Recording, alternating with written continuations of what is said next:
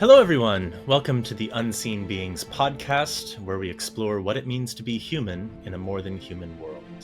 I'm Erik Anderson, your host and the author of Unseen Beings, How We Forgot the World is More Than Human. And in today's episode, very excited to be joined by one of my oldest and dearest friends, Anna Raithel. I first met Anna at Tara Mandala, a Tibetan Buddhist retreat center in southwest Colorado, where we were both summer volunteers long ago. She went on to live and work at Tara Mandala for many years, managing the temple, coordinating ceremonies, and doing a million other things.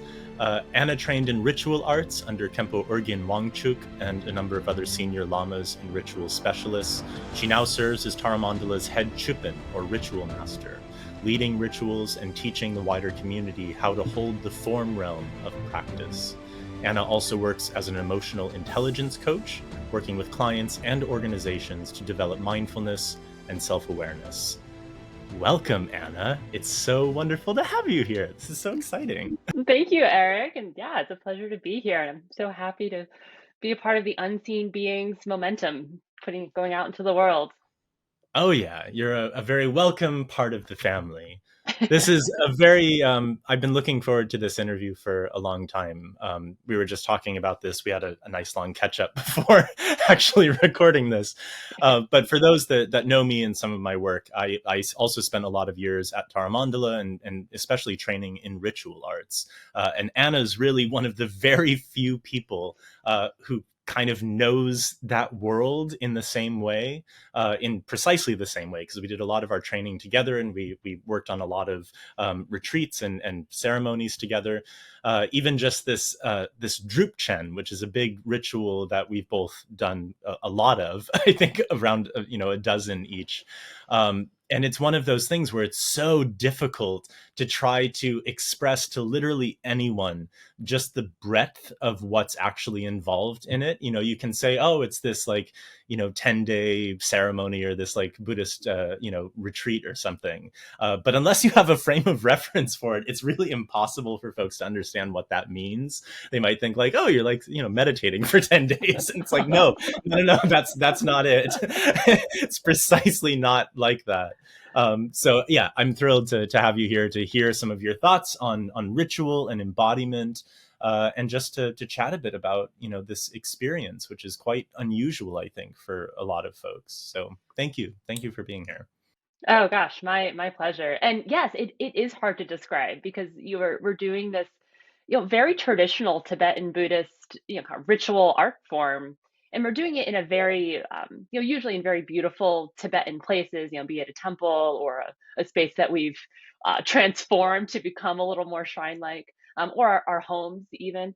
Um, but then but we're Westerners doing this. And so that's always an interesting edge, I feel, of um, doing these activities that are very traditional and have a lot of history and form behind them, but then we're doing it as Westerners, sometimes in our houses, or in temples in the West.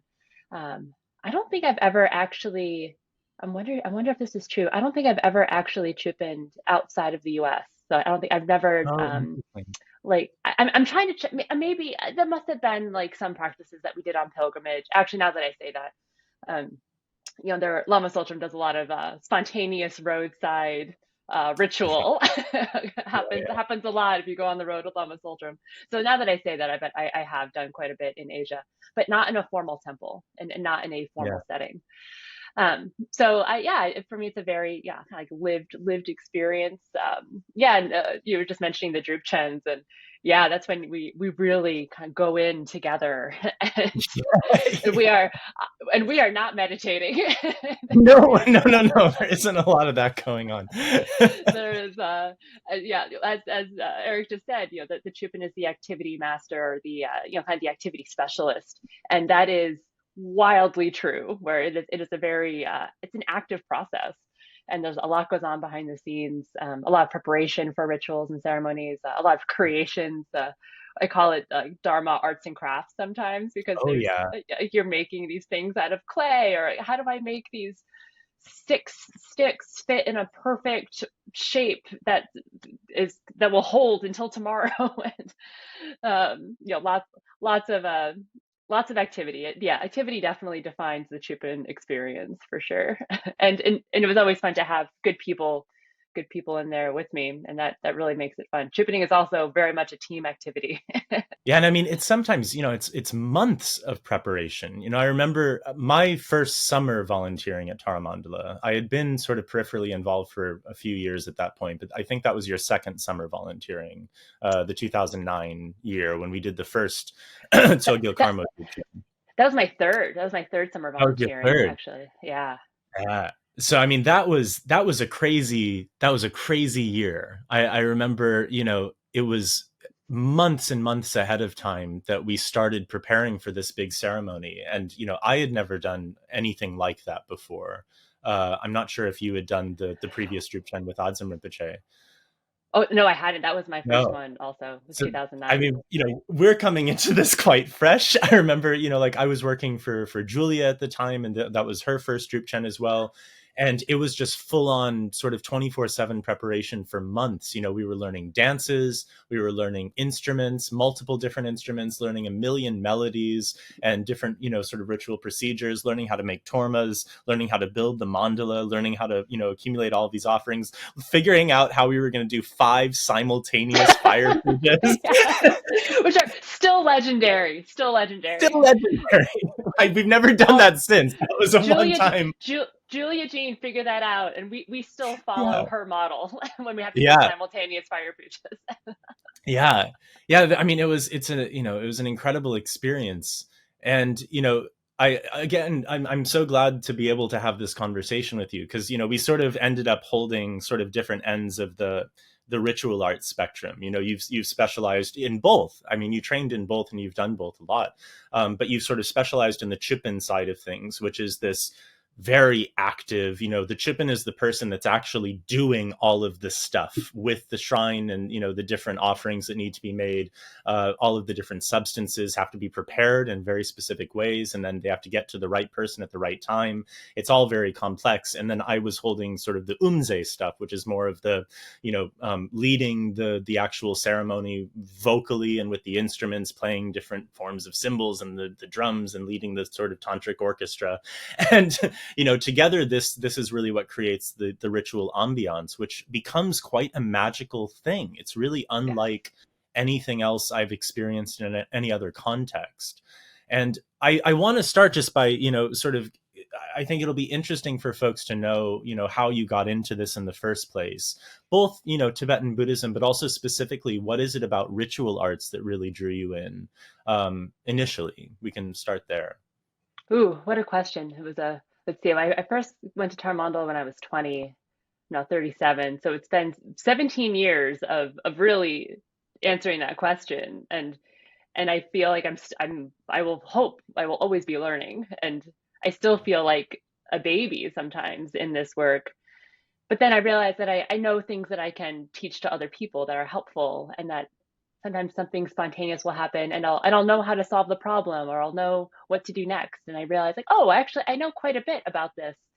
And and there's not many. I've wondered about this. There's not many chöpöns in the West, I'd Yeah. say, and Yeah. probably not many who have deeply specialized, and who can hold Drupchen and empowerments, and really hold this work in Yeah. the way that we do.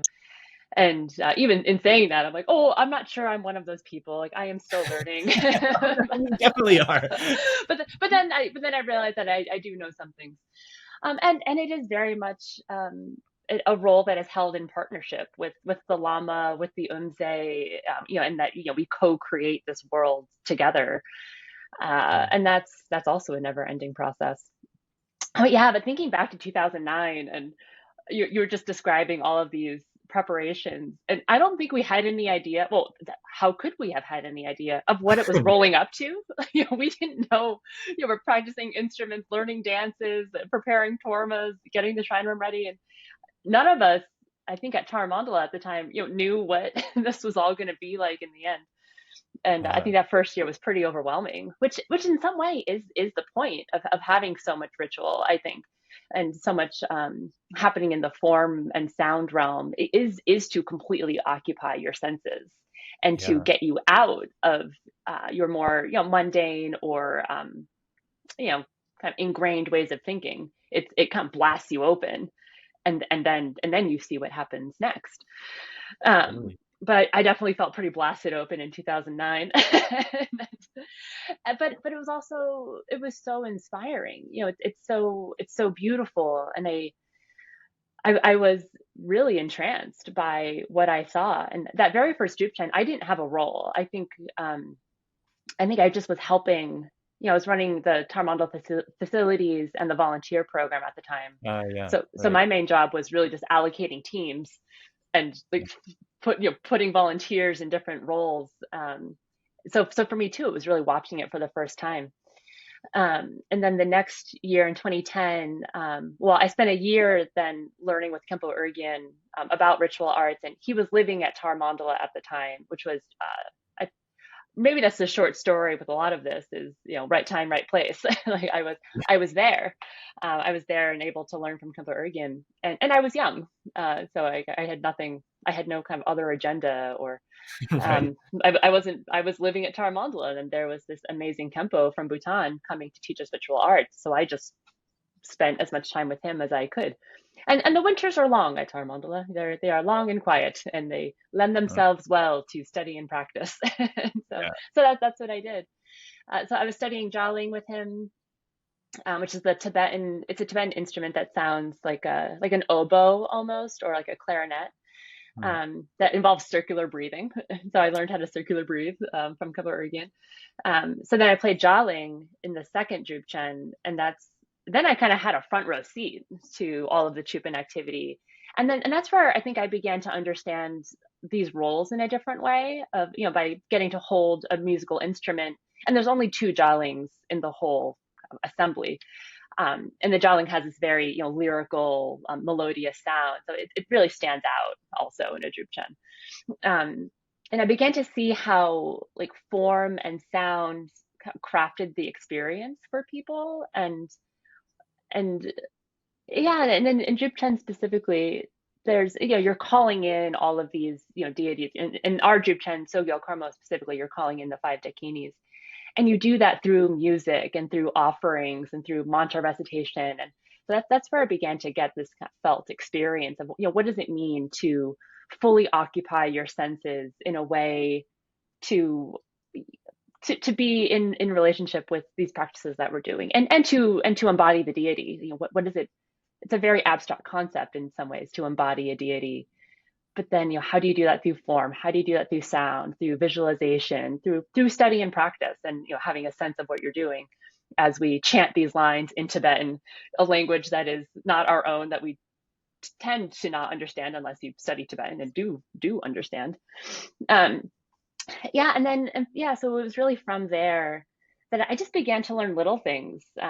Julia Mm. Jean was on site at the time, and Yeah. I watched her, and she had a lot of ritual training from previous lineages and work she had done, and there's still, I always reference her as someone who really showed me what it meant to hold these things in this way. Yeah. And Mm. she was my first example, and many of the ways we do things at Tara Mandala originated with her. Like Oh yeah. she Yeah. like created that momentum, and that momentum is still going, even though many people have been in that pipeline since her. Mm. Um, yeah, Ani Pema was living on the land at the time, and she knew a lot from other from having been a chöpön for other lamas also. Um, and actually, that this is maybe a roundabout way to say, I think I really stepped into the ritual space when Dave Petit died. So I was living on the land when Lama Tseltrim's husband died. We did his cremation. I was 23 at the time, so I was still young, and my job was running the volunteer program at the Mm. time. But Lama Tseltrim went on her grief pilgrimage, and I think she invited me almost as a like it was a very casual, like, oh, I wish you could come visit me. And I said, like, I'll fly to India to come be with you. Like, is that real? Like, is that like a It's like, my oh, arm. yeah, yeah, but it's like, is this a real invite? Because I'll do it. She was like, oh Yeah. yeah, yeah, come. And so I flew to India and spent 6 weeks with Lama on her grief pilgrimage. and then it was really through that of being close to the lama and supporting her retreats that she was doing. So on her grief pilgrimage, she would do these kind of practice periods, or she like go into retreat for like a few weeks or a month, and then she'd travel a little bit and then go into retreat again. And so I would support her in these retreat periods, and she would need things. She would need like candles and torma things and help doing the activities. And I had no idea what I was doing, but I was really just there helping her, and that was fun. It was a way to process my own grief around Dave Petit dying, because he was a good friend, and I spent a fair amount of time with him, and and it was interesting. I liked it. I liked learning what all these different items were, and what are these things on the shrine, and like how do they get made. People are doing this by hand, like what, like it just it just kind of turned my mind into like, oh, there's something here. uh yeah, and then mama was gone for I think over a year, maybe a year and a half. And so I traveled with her for those 6 weeks. And when I got back to the land, Tara Mandala was obviously in a little bit of disarray. Like, one of the founders had died. Lama Tsultrim was gone on her grief pilgrimage. Katie Alioni and Tugo Osel were really holding the fort. They came and were really running Tara Mandala for those years. And so I just started doing things. I just started um, learning how to hold practice, learning how to, Khenpo Ugyen was there still. He lived on the land for 3 years. So I learned a lot from him in those 3 years, and started leaning in more to his teaching. And he's also a very vigorous teacher, and he will teach you until it is correct. and, and until it is correct, you are learning. And there's yeah, there's great precision in his method, and he works with you until you have it right, and until it is right, you are practicing. And so, and yeah, it was really just this cumulative process of learning, bits and bits over time, and then I became Tara Mandala's temple manager, and so then I was really in it, and doing all the ordering, and really organizing the temple, and taking care of all of these things, not just in practice, but really caring for the whole temple.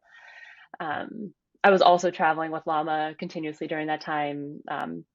And again, a lot of this was learned on the fly. Like, I did have some formal training, actually a good amount of formal training with Khenpo Ugyen, but so much of this is like, we're offering this empowerment. We need to prepare these things, and here's the text, and we just go and do it.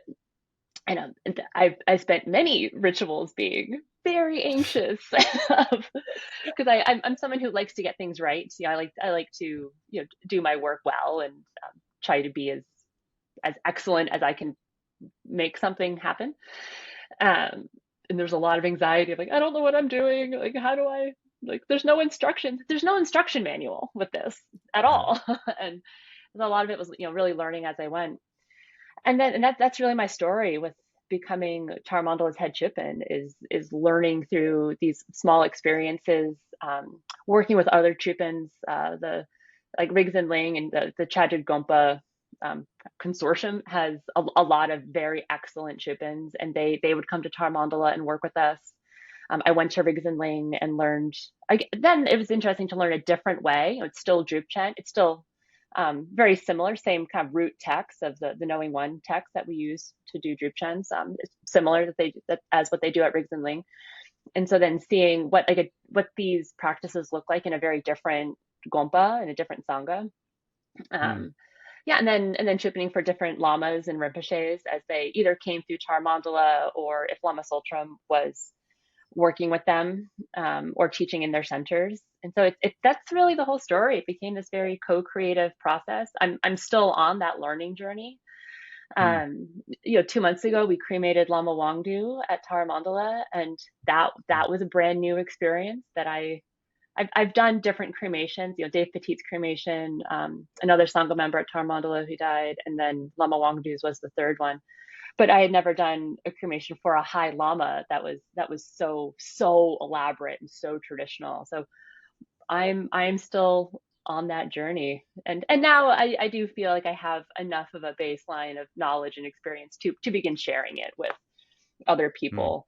And yeah, both instructing Tara Mandala residents and sanghas about how to hold our main practices and how to hold their home shrines and do like the daily practices like protectors or soak. So I serve as that resource in our Tara Mandala Sangha. Um, and I'm very much still learning. I learn and I share, and that is mm. my chöpön approach. Yeah, it's lovely. It is. I mean, it's one of those things where it is such a specialized form of knowledge that, I mean, I feel very grateful for having had the ability to learn as much as I have, because it's just such a rare opportunity to really get that from such incredible teachers like Khenpo Ugyen. Yeah, He was so profoundly generous with his time and his expertise.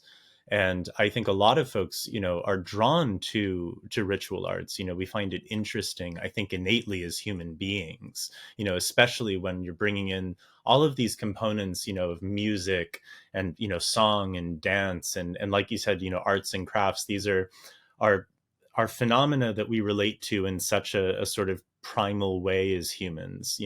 I'm struck by, like, Joseph Campbell's statement that ritual is the enactment of a myth, and it's a kind mm, of method of stepping directly into a kind of mythic experience of reality that goes beyond just imagining.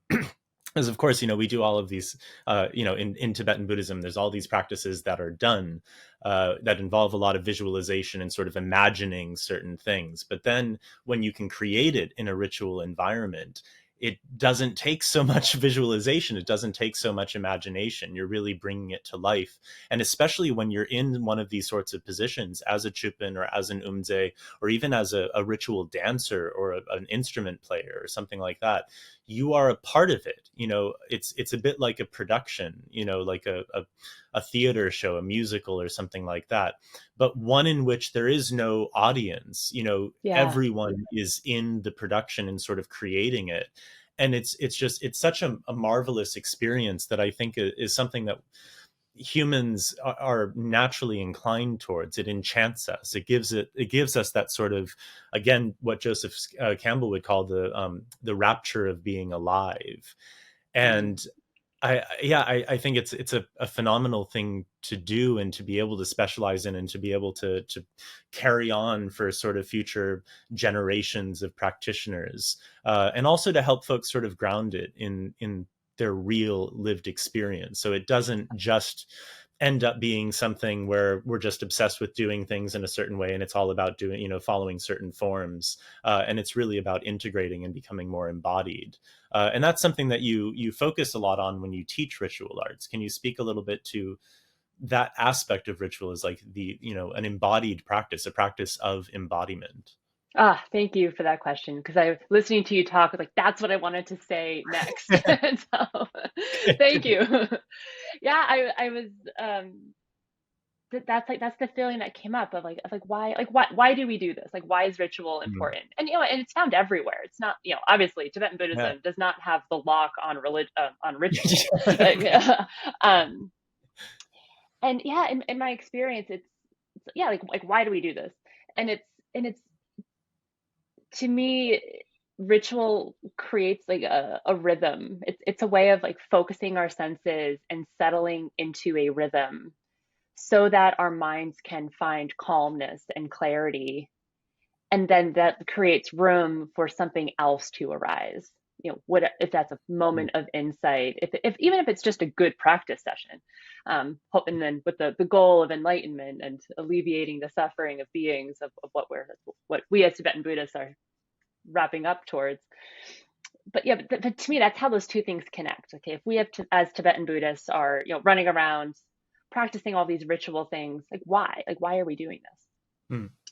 But again, it's a way to me of engaging the physical realm of like what do we do with our bodies in this space, because it is so the tradition is so rich. The practices are very rich and descriptive. The visualizations are very complex.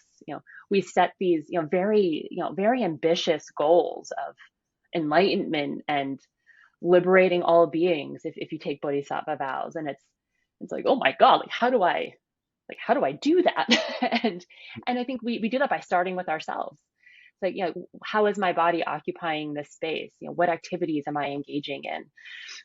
In that very form-based realm, I think we use ritual to find calm and spaciousness, actually. And that's of course, we know this on the other side of form is no form and space, and that kind of potency of spontaneous arising. And we do this in our lives. Like, we engage in ritual all the time. Like, what is your wake up routine? What is your going to bed routine? How do you organize your week? How do you organize your grocery list to go to the store? You know, holidays. Like, what are our holiday traditions? That, like, I think we as humans really love. We love this. We love ritual. We love knowing what's coming next. We love settling into something that's a little familiar and consistent. And so we very naturally create rituals for ourselves all the time. I think anyone can think of, like, oh yeah, like I do the same 5 things when I get up in the morning. Or if you don't, maybe you're someone who has, if you have 5 kids and the morning is very chaotic, maybe that's not what you're able to do. But I think we look for ways to find rhythm, and ritual is one of the ways we do that. And then specifically in Tibetan Buddhism, it is all of these sense things are really made to occupy our mind, our speech, our form, our interactions with other people, our conduct. The list is endless. And yeah, and that's what we're doing. And I think there are, of course, ties that feel important to me, that like the preservation of the tradition, that we are able to do this in the West very freely, in a way that's very challenging in Tibet. But here we can do it freely, and many of those masters are here in the West, and we can learn from them.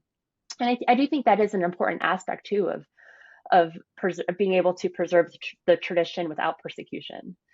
And we have that responsibility, I think, to try and maintain these traditions, and to make them relevant and current, and to understand why. Why are we doing this? If I build the structure out of dough and I cover it in wax and I say these things and I throw it on the hillside, what am I doing here? Right. And I think it's important to understand that. And I found, again, my levels of understanding continually deepen. I thought I knew what I was doing when I was 25. And now I realize at 37, like, oh, like now I understand really what's going on here. And I'm sure in another increment of time, I'll look back to this point and be like, oh, you didn't know, like you were so young. And maybe, what do you think about that? I'm curious, because you are also a chöpön. Like you said, we occupy. I occupied more of the form realm. You occupied more of the sound realm. But you do a lot of this work too. I mean, I really like what you were saying. I find the concept of ritual to be really interesting. There's a scholar, I think his name is Adam Seligman. I hope that's correct. He wrote a paper about ritual as the sort of subjunctive tense of engagement, the sort of like the what if.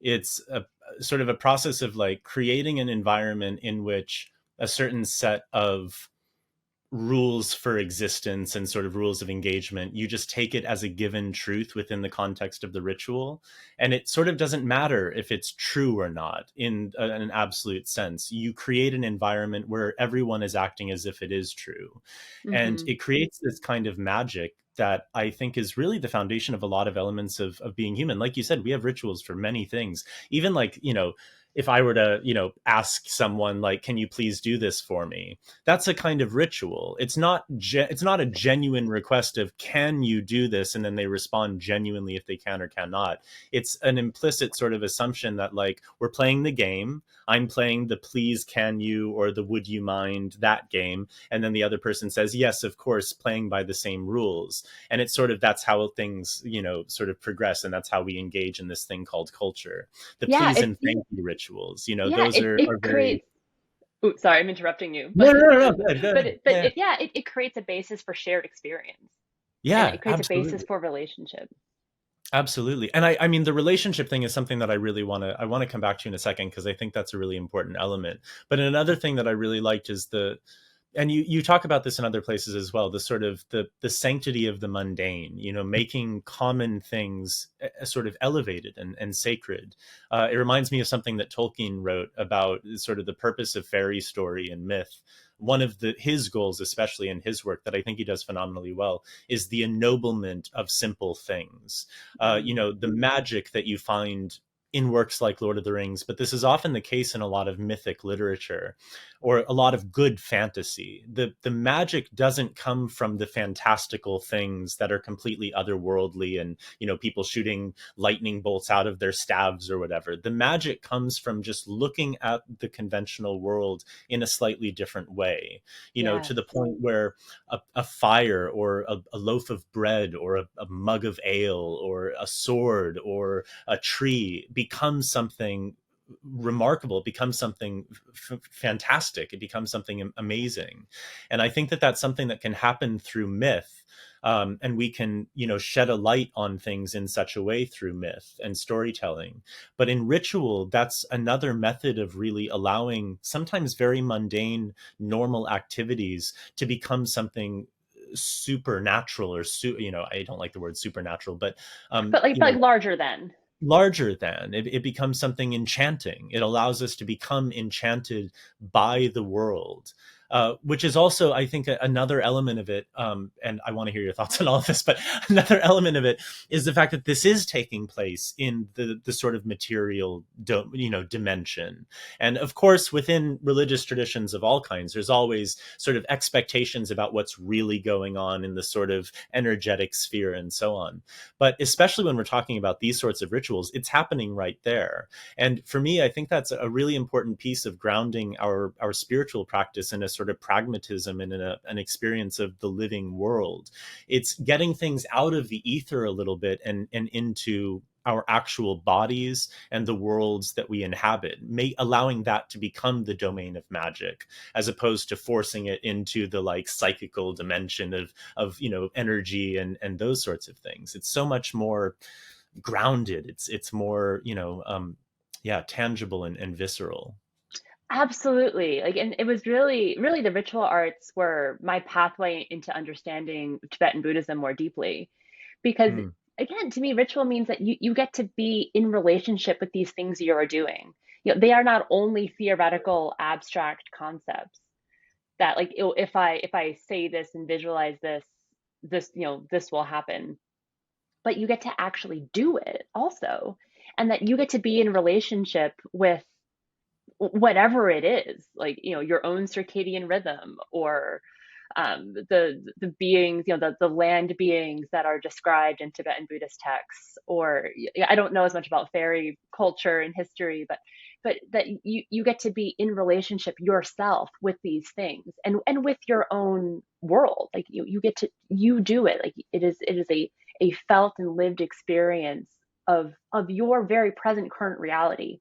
yeah, It's not only a thing that's happening, visually and abstractly. It is here, and yeah, it is in transforming that mundane into something more sacred, in whatever context that means for you. I think sacredness um I consider sacredness to be a very wide aperture. Even just this past week, I was in Montana. We were out in the snow, and like the air was, it's this dry powdery snow, and it was blowing in the wind, and then the sunlight was catching it, and like you look at it and you're like, the air is sparkling. Like yeah. it's so beautiful. And I don't know if it's like my ritual training that, makes me notice things like that, but Mm, it's a way. I do think because of my ritual arts background, I look for that magic, and I kind of expect that magic in the world a little bit. mm, And then I get to be in relationship to it, and then I get to live this, kind of beautiful, enchanted, mythical world, because I've studied and practiced these things in a very specific way. And so again, it's why I love this practice. It's why I spend so much time learning these things and teaching them, because I think it teaches us how to engage in the world in a different way that is a little more subtle, a little more perceptive, and yeah, just a little more magical. And that's mm. that's the world I want to live in. and Yeah. and again, and that it starts like in the felt bodily experience. It's not that like I am mundane and all of the beauty and magic is out here, and I can't access it, or I need a priest to access it, or I need some kind of intermediary. It's like, no, like this, that my felt and lived experience can also be magical. And Mm, that's yeah, I know I keep saying this, but that was my pathway into Buddhism in a large way. I was young. I found I really, when I was 17 when I started paying attention to Tibet and Tibetan Buddhism and this whole world. And then I came to Tara Mandala when I was 20 and moved there when I was 22.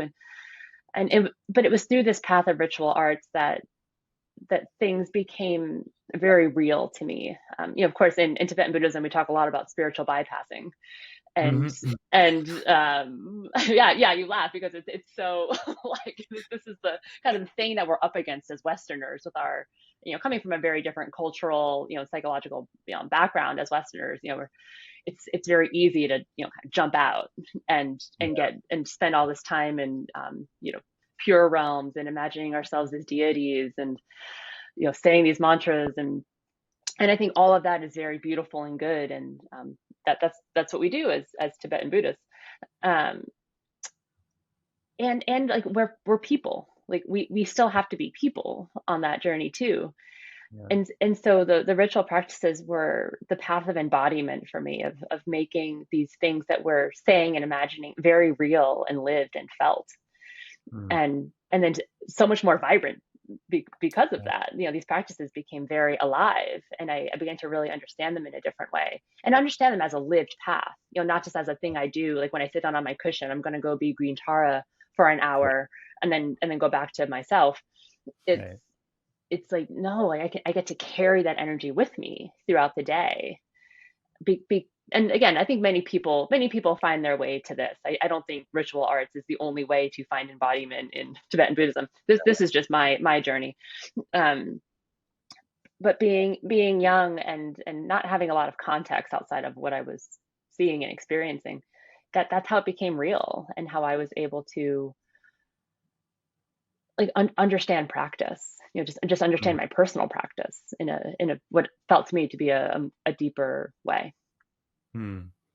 I think I mean, there's so much there that I think there's a really significant profundity in allowing our material, embodied physical existence to be suffused with enchantment and wonder and meaning. And I think that that's something that, you mentioned spiritual bypassing. There's also, of course, all these conversations about, spiritual materialism and a critique of Of course. materialism, more fundamentally. And it's interesting because there's this whole movement, which I feel quite aligned to, which, goes by many names, sometimes new materialism, which is really criticizing this tendency that we've had for a really long time in a lot of different traditions, to create this sort of split, this perceived split, especially transcendent religious traditions, of which Buddhism certainly is one, Hmm. where there's a sort of split between the physical material world, the earth, which is usually base. It's usually something that is, the location of suffering and these terrible things that we want to sort of get away from. And then sanctity and spirituality and profundity is somewhere else. as It's in as that other. other. Yeah, precisely. And all, even just the basic sort of Cartesian mind body split, this idea that, our mind is not, it's not our body, it's something other than the body. And I find ritual, I mean, the new materialist sort of perspective is that that's not really the case. We can't actually completely separate mind from body. We can't separate meaning from the physical sort of matter of the world. There, you know, finding enchantment in the material world is actually a far more primordial kind of human experience. It's far more animistic, you know, Mm-hmm. fundamentally, to be able to recognize that, you know, like a tree spirit isn't necessarily a spirit that lives in a tree. It may in fact just be the spirited nature of the tree themselves, the person, the subjective being that is embodied in that physical, you know, structure that we think is this sort of, you know, just object, but perhaps it's a person. And that's a more sort of new materialist perspective. But I think ritual is a really excellent way of breaking through some of that sort of duality, that binarization of matter and mind, and of, you know, the profane and the magical. And I think that's a great benefit of ritual, especially in the ways that it's practiced in these traditions, because it is so profoundly embodied, and the real world becomes magical. It becomes enchanting. There's a specific genre of practice, unless you have anything that you want to say about that. Yeah, I guess I'm just recognizing it. I think I'd like to offer, well, I just thought of this like a very an example from my own life, because I think even though we're talking about, you know, ritual as felt experience, we're in this conversation, we're being fairly abstract with it, ironically. Yeah, right, right, and right. I just want to offer this story because I'm looking at my window at this tree, and when you were talking about, you know, whether or not you believe, does a spirit inhabit that tree, or is it like the spirit of just of the tree, you know, just the Right. quality that it emanates. And so I'm thinking of this because of, like, you know, how do I use all this, you know, formal ritual training in my own, just in my day-to-day life. Yeah. And when I moved to this apartment in Portland, Oregon, I was leaving a lot. I just left 3 month retreat. um, I was I was really leaving. I had left Tara Mandala, I'd gone back and forth for a year, and this was my, like, I'm now moving to Portland to like live here and start a job. And I Mhm. just left 3 months of retreat. I just broken up with my partner at the time, and I was incredibly ungrounded and just kind of moving to the city where I didn't know anyone to start this job. Um, and I was just so out of myself, like very disassociated, very very sad, you know, grieving a lot of what I'd left behind, but, you know, excited for the future. Um, and I was talking to a friend, Gayla Morrison, who I think many Hmm. many people know in the Tarmandala Sangha, and I was telling her all of this, and then I said, you know, and Portland's a little desolate in the winter. You know, it's dark, it's rainy, it can, winter is a thing here. And I was telling her, yeah, like this, and I, you know, my apartment was strange. I still live here now, 6 years later, but at the time, I couldn't settle into my own life. Like I was very literally and figuratively upset. Hmm. And I was telling Gayla about this tree in the backyard. Oh, like everything feels wrong, but there's this tree, and I love it. It's like this tree just like makes me feel good. And if you know Gayla, you know that she is all in on understanding spirits and the geomancy of land, and, you know, that this is her thing. And she said, go to that tree, like, you know, make offerings to that tree. You know, put things that you love around that tree. You know, bring a piece of it into your home. You know, like, it was winter, so I think I just took some, like, I don't know, dirt from the ground, and you know, there were no leaves. I didn't want to like break off a part of the tree. I was like, thank you, tree, for being here. And that was how I started to, like, feel okay. And of course, like, feeling okay was a long process, but it was through, like, having that relationship with something in the natural world near me. And I was living in an apartment in Portland, you know, basically living in a city. You know, it was not and I was working full time. You know, I didn't have a lot of time and space to go, you know, sit in the woods and find myself. I Hmm. had to do it on the fly. And through this, you know, very beautiful, inspiring friend, who reminded me, and this is why we need each other. You know, we need each other to remind us of the work that we're here to do. But I was able to be in relationship with this tree, and to through making offerings, and through this exchange, which was completely organic. I think I like Mm. offered, little bits of food and like some photos and, and just being, and just, kind of sitting with this tree. It's, that's how I settled into my life here in Portland. And a tree is in my backyard. It's this beautiful Japanese maple, and it still holds that space. Like I don't spend as much time, intentionally interacting with this tree as I did.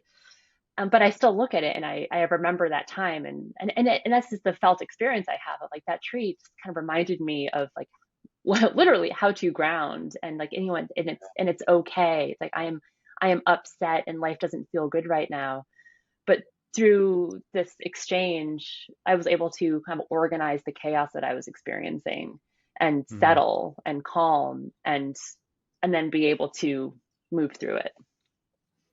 I love that. That's precisely the kind of anecdote I was really hoping that you would share. Especially, I mean, trees and plants are obviously really important to me, and I think they're important for us to transform our relationships with, to really perceive their beingness and relate to them. It's that relationality that I think is so phenomenally valuable in, and it's something that, just like our human relationships are codified through ritual in many ways, like, the please and thank you sort of thing. Having some sort of a ritual form, or some, even like you said, even if it's not a specific, like a ritual you'd find in a text somewhere and you're following all the procedures and doing it in this very sort of formal way, having that kind of mentality, that kind of approach, knowing that we can use ritual means and ceremony in these kinds of ways, it creates certain affordances, certain possibilities for action, possibilities for engagement that might otherwise not occur to us because we don't have the paradigm of sort of thinking about things in that way. So it gives you the space to open up a relationship with the tree, Hmm. to actually be able to engage with the non-humans that we share the world with, and other humans, in a way that can be deeply meaningful and transformative, both for ourselves, but also ultimately for those beings. Because if we're relating to them as others, if we're developing a sort of rapport with them and relating to their beingness and their personhood, then we will naturally treat them better than we would if we're just thinking of them as inert objects or as resources. So that's really, I mean, that's an aspect of ritual that I think for everyone, getting, quite outside of the mixing up of ritual and dogma, because I don't think it needs to be. I Hmm. think for anyone, ritual and ceremony, whether you're, a Buddhist, a Christian, a Muslim, an atheist, a complete secularist, there's all kinds of applications of ritual that can be really deeply meaningful and fulfilling in our lives. Just like myth is something that everyone can engage with. You don't have to believe in the historical veracity of a myth in order to be deeply moved by it and have your life impacted by it. So it's I think that ritual gives us the means to be able to engage in the more than human world in ways that we might not otherwise think to do. Which brings me to, a point in Buddhist ritual that, I know that we both have experience in. There's this idea that a lot of folks have of like a hierarchy of religious rituals, or Buddhist rituals especially. There's the very, elevated rituals that are designed to like give you magical powers, or let you, go to some pure land, or become enlightened, or, have a deity sort of combine with you in certain ways. There's all of those sort of elevated, sort of soteriological, transcendent rituals. And then there's the mundane rituals that often get, thrown to the side as these like cultural rituals, or they're, Mm. sort of the auxiliary practices. There's all kinds of sort of pejorative ways that they're described. But these are, in fact, rituals that are really centered around our human engagement with non-human spirits that inhabit the world, or non-human beings that are a part of the world. They're not Buddhas and Bodhisattvas. They're not, some kind of deities that are this sort of, archetype of liberation. They're other sentient beings that we're in relationship with. I think, the most obvious example is like Naga pujas, Yeah, I was just where thinking. there are kin, there are chums, there, there are They're there are here. they're here. They're the folks that we share, some of the folks that we share the earth with. And these rituals are an opportunity to, invite them to be present, to make offerings to them, to maybe offer them medicine, to apologize to them, to ask them for permission for using spaces in certain ways. These are very fundamentally relational sort of communal practices that aren't just about, transcending samsara or attaining liberation or becoming a Buddha or getting magical powers. It's about relationship. And Yeah. I've always found those kinds of practices really absolutely crucial for the modern world, regardless of, because it's not really about the dogma, it's about the relationship. It's a kind of ritual that's really, I think, accessible and important for everyone in some capacity. Yeah, absolutely. And yeah, and as you were talking, I was like, oh yeah, nagas and the protectors that we make offerings to, which were and I think you understand Tibetan history much more deeply than I do. But those protectors were like the spirits of the land. They were the beings that people living on the plateau were perceiving, because the landscape is so intense and the weather is so wild and the resources are so scarce that there was this animism in the land. And from that, and this is where I don't know what exactly that transition was, but these are beings that are inhabiting this landscape, and we make offerings to them to like help, in protectors practice, it's to restore the oath of protecting the dharma and protecting the practitioner. But I think there's, on the more mundane side, it's to make offerings to these beings that are inhabiting this landscape that is dangerous and can kill you very quickly. And by being in relationship with it and having an understanding, or at least as far as we are able to with our human cognition, Mm. understand what is here, and again, to be in relationship with it instead of being afraid of it or trying to Mhm. destroy it or extract it or Yeah. to just let it be on its own. um, yeah, and then thinking about nagas, and of course, living at Tara Mandala, it's 7,500 feet in Colorado. It's a very high, dry place, Yeah. and if you know Tara Mandala, you know that water issues have Yeah. been historical. It's a challenging place to find water and to support the number of people that Tara Mandala does. And I spent years, well, I spent years without water at Tara Mandala. We were taking showers in town and doing our laundry at the laundromat, and that was a whole era. Um, and then I spent years, bringing things to do Riwa Sangcha and Naga Mhm. Puja down, wherever we were digging a well, or where the spring was coming up, or like spring water, was coming up.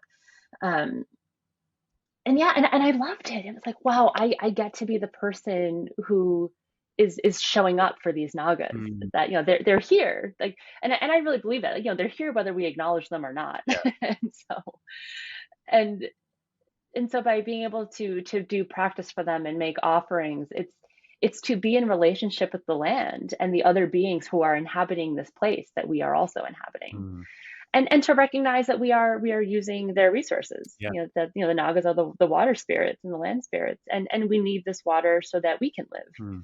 also. And obviously humans are a little more powerful than other creatures, in that we can take that water for ourselves. Mm. We have that ability to extract that resource so that we can live. But really, it is an inherently shared resource. Mm. The land needs it, other animals need it. There are so many stories of, as there are those two retreat cabins down below the spring, and there are many stories of people walking back and Yeah. forth from those cabins, encountering animals who are coming to the spring to get water in this dry, arid environment. And that's very real. Like, we are sharing this resource with many, many beings and creatures. Again, we have the ability to take a larger share of it, because that's just what we're doing.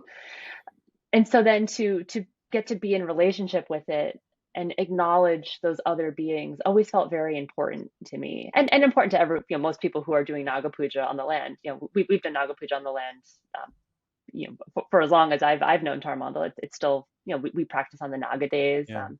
these practices are still held, even though I don't live on the land, of course. Um, and I just think it's important. It's important to acknowledge these beings, to make offerings, to acknowledge their presence, Mm. and to request. We a lot of what we do in Naga Puja is to make requests.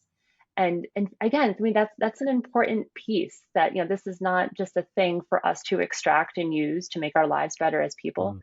but to make the request of those beings that are inhabiting the land, and acknowledge what is happening here Yeah. in this exchange. Yeah. And again, and then to do it through the felt lived experience. In Naga Puja, we offer flowers and milk in a large circium, which is like a large offering vessel, and we recite prayers, Mm. and we make aspirations, and we don't thank them per se, quite so literally, but it's I think you understand. It's acknowledging the Mm. exchange, and making an offering before we take what we need for our human lives. Mm. Yeah. And I think it's important to note that there are many cases also where request can not be a Mm-hmm. request can be denied. It creates this sort of reciprocity, especially in contexts in which there are folks that are really sort of specializing in holding those relationships with the non-human beings, with the unseen beings that we share space with.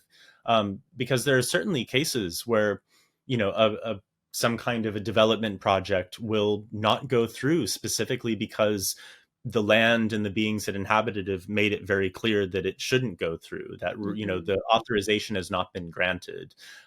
They're admittedly rare, because there are even like you mentioned, there are a lot of cases still where you just kind of, it's more of a token as opposed to a genuine ask, and then sort of wait for a response. But that's not always the case. I think there have been cases even at Tara Mandala where certain development projects haven't gone through, Mm-hmm. strictly because there is a sort of understanding, there's a concern for the impact of certain projects or certain behaviors on non-human beings. And of course, in modern times, in a sort of secularized instrumentalist world, we use the term sustainability to sort of navigate that, to think like, oh, that's not a sustainable use of resources. But this really goes a step beyond that, because sustainability is a bit problematic, because it's just about whether or not we can sustain exploitation. And as long as you can sustain it, then it's fine, exploit away, which I think is really messed up. But with this sort of relational paradigm, it's quite different. It's like, maybe it could go ahead and it could, something could be built, but it would harm other beings, or it would be a transgression against their rights, and the values, that the value of their existence, or their right to land, their right to their own resources, which I think is really important. And that asking for permission, I mean, we even do that at the Drupchen. One of my Mm-hmm. favorite moments in the Drupchen, which is a moment, usually it's just a small group of us that do it, and it's sort of a last minute, like, oh, we need to do the sala, and like, Always. but it's before everything really gets started, you go out and you ask the goddess of the earth, Sai Lamo, for permission to do the practice in that space. And like, you even visualize her coming up out of the ground, up to her waist, and she receives the offerings. And that is a very standard part of, especially Tibetan rituals. Before the temple was built, we Yep. did the same thing. There's a whole astrological and geomantic sort of calculation that's done to figure out where the sadak is laying, the earth owner's spirit is sort of positioned in the ground. And Yeah. then you make sure that you're not harming them, and you give them an offering of a treasure vase in a specific place, and you try not to harm their body, because it's understood that it's not that there's a spirit that lives in the ground, it's that the ground is the body of the spirit. And those kinds of rituals, I just think they're so phenomenally valuable, because they completely change our mentality, going about things and developing and building things and taking so-called resources. and exploiting, Mhm. non-humans, it completely changes the dynamic. They're no longer passive objects that can be exploited. They're subjective others with whom we're in relationship. And there's really a need for a two-way street there. There is a degree of reciprocity, there's a degree of conscientiousness, and there are certainly times where human desires are superseded by the rights Mhm. of non-human others. And that's, I think, really essential. Yeah, yeah. I was there when we drew the Naga at the temple. Yeah, Well, first, the Lama Tsultrim and Dave and many others, offered, Riwa Songcha and Naga Puja at the temple site for, months, if not years. And yeah, and and all the buildings at Tara Mandala have gone through that process. There every home that was built, the temple, the stupa, um, the cremation stupa we just built for Lama Wangdu. They that is the practice that is engaged in first, is making offerings to the Nagas. And mm, and I remember I was 22, or maybe 20 even when we did that. And so I was so new, and I remember just like thinking like, oh my gosh, like because we drew out the Naga. Sana Rinpoche came, and he is a ritual expert with these things. And he like figured out where the Naga was, and then how large she was, and then we actually painted on the ground the form of the Naga. And then the treasure vase is buried under her armpit, and it's this. Yeah, and so you can think of it as like, oh my God, it's like so specific, and like it's basically math calculations, according to astrology and the ground and the yeah, geomancy of the land. But it's to like identify where this Naga is. Where is she laying? And I just remember thinking at the time, like, whoa, like this is wild. like yeah, what are we doing? Like, oh, this is cool. And yeah, but then we do that for every Drupchen. We do it for every fire puja. yeah. For every time we offer the fire puja, there's a request to the deity of that location to ask permission before we engage in this activity. Mm. And yeah, I think about this because we as humans like are have a lot of presumption of like we're going to do the fire puja. Right, right. We're doing the fire puja, like it's happening at 8 a.m. tomorrow. It's on the schedule. but it's on the schedule. It's been printed. We don't want to reprint. It is happening. But to take that extra step Yeah. to acknowledge and make an offering and request is still incredibly important. I remember once I made a mistake, and I was trying to be very efficient, and I started actually building the fire before we had done the sala. Like I started like laying out wood, and um, I was trying to be efficient, and it was near the end of the Drupchen, so things were in disarray and people Mhm. are tired, and I was trying to be strategic. And yeah, but again, I started kind of preparing the place a little bit, and Khenpo Ugyen said, don't do that yet. We haven't done the sala. Mhm. You can't prepare until you actually ask permission. Mhm. And I appreciated that perspective from him so much of like this is real. It's not just like a cursory thing we do of like, okay, we're going to get everything set up, but then we're going to offer to the sala, and then carry on. It's like, no, we have to do that first Yeah. before we do anything else. Like being efficient or strategic, or your human planning is irrelevant, because this must happen first. Right. And it was a good reminder. And yeah, again, he's a very precise teacher, and he wanted to make sure I understood why we do these things, and in what order we do these things. And Mhm. I'm forever grateful that he taught me with that level of specificity. Mhm. um yeah. It's, I mean, I love that story as well. It just really drives home for me this concern that I have, as someone who has very much my own approach to my spiritual life. I was once far more sort of pious and by the book, and today I'm quite not that in really any respect anymore. But When we talk about religious ritual, when we talk about Buddhist ritual, and with that mentality that I think is very pervasive of this separation between like the real important stuff, the important rituals, the important practices, which are designed to get you, the practitioner, liberated and get you to a pure land with magical powers so you can liberate everyone with your rainbow body, etc.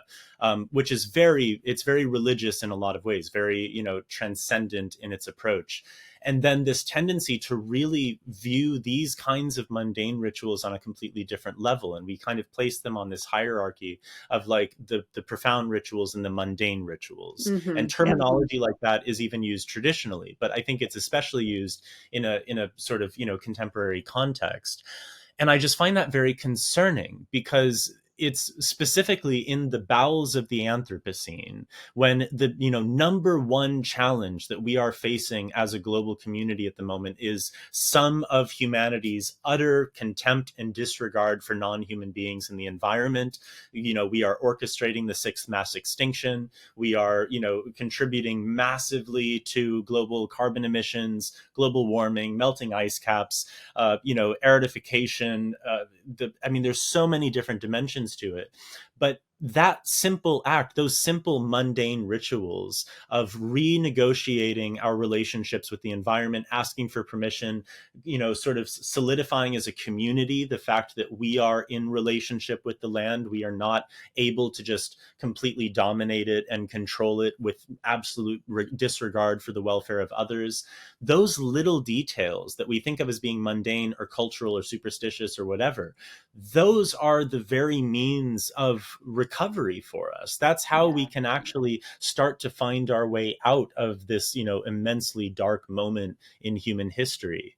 And I'm very concerned that in our quest for, sort of profound spirituality and, liberation, that we're completely missing this opportunity that has always been an essential part of the tradition, but is now just for the first time starting to be sort of taken away from it and thrown to the side. It's that baby in the bathwater sort of conundrum. This is, if there is any bathwater, this is not the bathwater.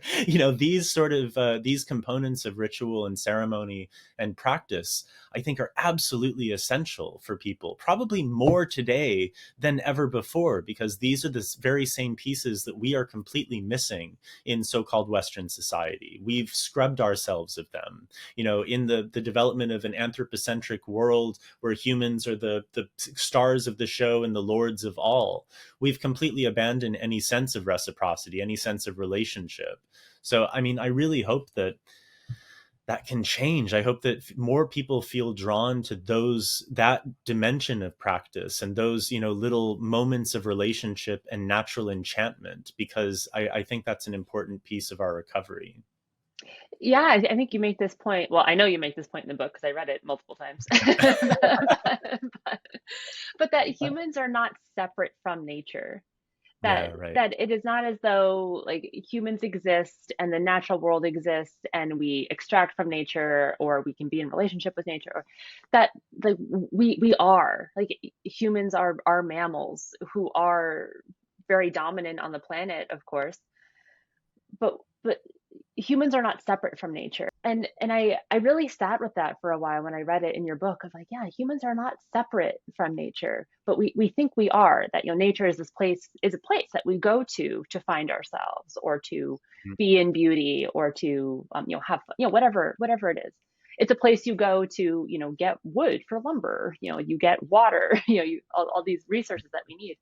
And I really sat with the idea that humans are not separate from nature, but we perceive ourselves as being separate from nature. And so, both, like, what are the implications of that, which you espouse on at length in your book? I think there's chapters dedicated to this. But then, how do we rebuild that? How do we understand our union with nature through the path of relationship and engagement? And like you say, how do we recover? Like, how do we recover the sense of ourselves as an aspect of nature that has actually never been separate? Yeah.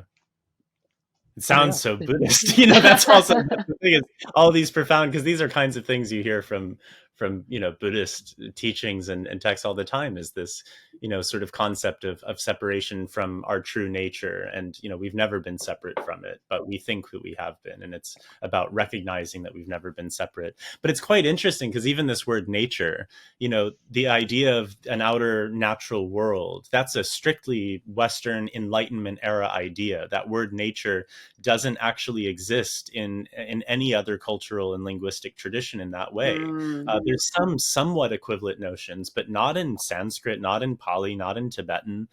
There's words that we translate as nature from those languages, but it's the nature of something. It's not the nature out there, the Nature natural as world. Yeah, that's a very distinct, enigmatic idea. And I think that's part of our problem, is that we think that there's like humanity on one side, human culture over here, and non-human nature over here. And it's about how we human culture people relate with the non-human nature resources. And that's not at all what you find in 99.9% of cultural traditions that have existed throughout our human history. It's always been more complex. And these sorts of ritual paradigms and these sorts of mythic paradigms as well, using myth not in a pejorative sense, but in a sense of stories about something important, they really point to that. It's like if you look out onto a landscape where there isn't a single human being, and potentially not even a single animal that you can see, from a Tibetan perspective, just like the vast majority of traditional non-Western, non-modern, pre-modern perspectives, it's not an empty stage. It's not a location that's devoid of beings. It's already a community. That's what the land is. That's what the world is. Whether it's a community of trees and tree spirits, or river gods or mountain gods, or nagas and yakshas, and the nyen and the tsen and the mamos and the hla, and all of these different kinds of beings, it's already a community, and we are part of that community. But I think that's really, precisely the point. It's like, if there is any such thing as nature that we're going to talk about, it is not separate from humanity at all. yeah. We are an expression of the very same thing. And I think it's more useful, as opposed to thinking of nature as a place, it's really perceiving it as a community, that we are all in this massive community of persons, very few of whom are human. We're just one of the kinds of persons that appear in it. And that's something that I think you get when you do these kinds of ritual procedures, and when you engage in these kinds of stories and practices, it becomes very evident. It's like Tulgasank and the lamas looking at the place where the temple was going to be. Hmm. It's like, this is just a little bit of land that eventually had been flattened, and it's this little flat bit of land, but the plants had been cleared away, trees had been cleared away, it's just this land. And yet, even then, it's still a community. It's still spirited. It's still embodied. It's Yeah. still something that we're in relationship with, not a thing that can be exploited and used as this like inert resource or object. So I think that really, it's a good way of driving it home, these kinds of methods. And it does so in a communal way. We share that with one another. We all share this reaffirmation of our commitment to look after the welfare of others and ourselves in community. Because likewise, it's not about like, screw humans, let's all, just like self-flagellate ourselves and deprive ourselves of any sort of essential needs and only prioritize the needs of others. We're all a part of it. We all have to get along and work together for our mutual welfare, which is, I think, the real point. Yeah, I absolutely agree, and I'm still, yeah, like, resonating on what you said. I think initially of, nature as an external thing versus the nature of something, Mhm. and that's a very profound difference. It's that little qualifier of, of Yeah, nature of instead of nature is, yeah, yeah, again, it enables, like you were just saying, it enables us to be in relationship with mhm, something. It's not an external state. And yeah, that's like kind of like my, like, when I'm, trying to put into the world through practicing, learning, practicing, and then teaching ritual arts, is that this is a path of embodiment of it, the path of relationship. And even if the exact thing we're doing, feels a little abstract, or maybe it's like ultra Tibetan, and like, why are we doing this, or why is it important? There's, I think, everyone can, like, you can do it or not. There's mhm, no like rule book, or like, you have to do this to get there. It's one of the 100,000 ways, to Mm. enlightenment. And yeah, maybe that's the Mm. yeah, I don't know. I don't have a larger point other than like that is the path. That is Mm. the Yeah. I think that's what we're trying to do as Mm. people. And again, we do Mm. this sometimes through, like, this is what we've been talking about. We do this sometimes through very formal ritual. We do it through informal ritual. But I think, acknowledging these things that are occupying the world along with us, building relationship with them, and then using that to understand our human experience, our emotional experience, our shared experiences. It's just important and worth our Mm. time to do it well. Mm. Ah, that's absolutely agreed. So I mean this has been fantastic. I think we could go on. Obviously, it's us, and we usually do go on for for many hours. I think We this could is go on for already much. hour 3 of our conversation, This only is 1 indeed hour of our which was recorded. precisely. Yeah, well, I mean, maybe just to sort of give folks some more information about how to access you and your work, because you're teaching a course Yep. this summer at Tara Mandala on ritual arts. So folks that are interested in diving a bit more into that on the land in Colorado, which is Yes. really, I mean, it is an incredible place. There is an opportunity to do that. But also, I'm curious. Can you share a little bit about your work as an emotional intelligence coach, and the work that you're doing with Beyond EI? I'm particularly interested because you work with mindfulness and helping individuals and organizations sort of relate to this idea. I'd love to hear how you approach that, but also any thoughts that you might have about sort of that separation of mindfulness from ethics, that separation, the sort of isolation of mindfulness as the point in and of itself, which I think, the McMindfulness sort of thing, Oh, which there's been a lot of critique of for, I think, really good reason. I think you'd agree with that. So I'm curious, what sort of your approach is to that and how you're helping to go beyond that sort of reduction of everything to just being more mindful and productive, as opposed to mindful and disruptive, or more engaged in these kinds of dynamic ways. oh yeah, totally. I have a wonderful soapbox that I love getting on about Do mindfulness. it. Get on it. But yes, but to your first point, yes, I am teaching a course in May at Tara Mandala. It's a chöpön and retreat, so we will be going in depth with all of these things that we've been discussing, here and over the last hour. And that's really a time to, if any of this has piqued your interest and you want to learn the ritual arts of the green Tara sadhana and Riwa Songche and Sok, the feast offering, we will be going in depth and really getting into the minutia of those, both how to enact the ritual and how to lead the practice vocally, to be the chant leader and play the instruments. So that is like kind of going all the way down the rabbit hole of what we've been talking about. I'm also beginning to write an online course, like a self-paced online course, to really just hold a lot of this information. So, and again, it's fairly specific to Tara Mandala's practices, but I'm hoping to create that as a resource for anyone who's interested. Yeah, and then my work as an emotional intelligence coach. Yeah, it's again, it's like the other side of this for me. It's like, to me, it all feels very aligned. It's a different methodology. So taking it out of a religious Buddhist context and into the more, very secular world of emotional intelligence has gotten a lot of it's on people's radar in a different way after Dan Goleman published the literal tome of emotional intelligence. I think that was in 1994. And understanding emotional intelligence as a field of study and practice, and as a set of skills that we can coach ourselves or others and develop them. Um, yeah, and then thinking about the kind of the mindfulness wave that has swept the West, and I've gone back and forth on it a lot of, is this good? Is this bad? Have we just commercialized kind of secular Buddhism because it makes us feel good, but like it can't be too Buddhist or religious because then no one will pay attention to it. Um, but also I think really where I've settled in it, um, well, actually, the other thing I'll say about mindfulness is that I think it became very popular in the business context, of course.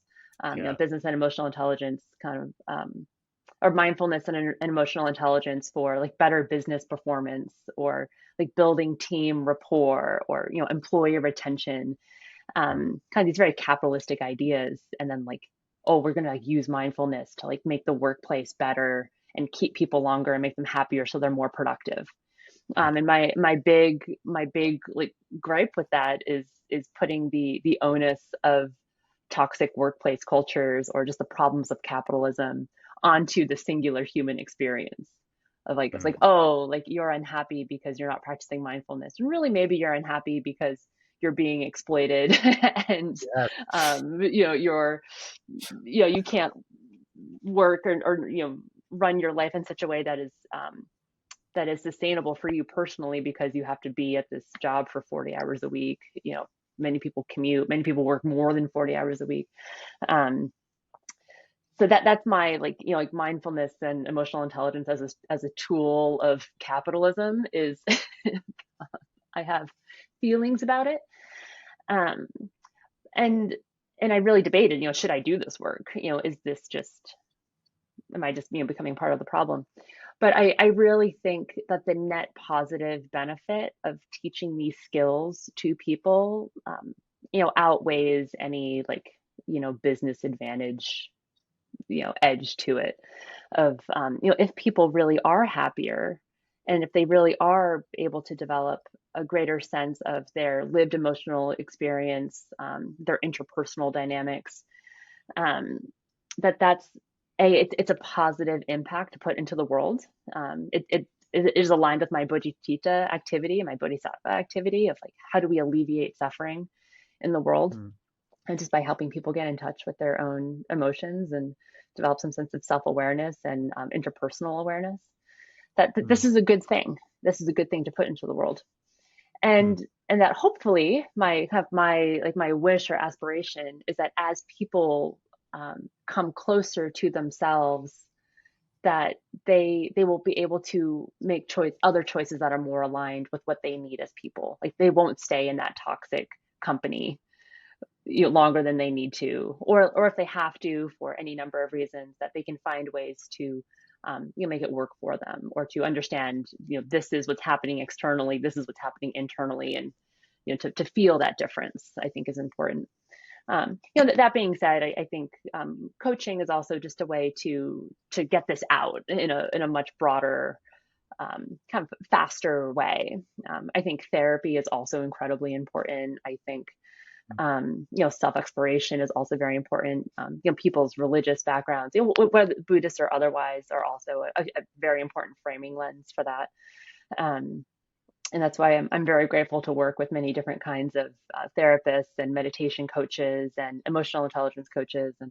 And I think it's all part of kind of this movement that I think many of us feel innately, of like, how do I be in better relationship with myself and my lived environment?